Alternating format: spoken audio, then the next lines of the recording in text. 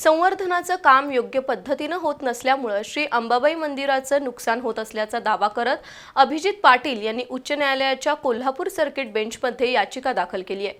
ही याचिका सुनावणीला घेण्यासाठी याचिकादारानं 2 लाख रुपये जमा करावेत असे आदेश सर्किट बेंचने दिलेत। या दाव्याची पुढील सुनावणी आता 8 सप्टेंबर रोजी होईल। करवी निवासिनी श्री अंबाबाई मंदिर संवर्धनाचं काम सुरू आहे। ग्राइंडर, ब्रेकर आणि सँड प्रेशरमुळे मंदिराच्या मूळ ढाच्याचं नुकसान झाल्याचं काही लोकांचं म्हणणं आहे। या पार्श्वभूमीवर अभिजित पाटील यांनी जिल्हाधिकाऱ्यांकडे प्रश्नावली सादर केली होती। त्यामध्ये एकूण 150 प्रश्न होते, मात्र जिल्हाधिकाऱ्यांकडून कोणताही प्रतिसाद मिळाला नाही। त्यामुळे अभिजित पाटील यांनी उच्च न्यायालयाच्या सर्किट बेंचमध्ये जनहित याचिका दाखल केली।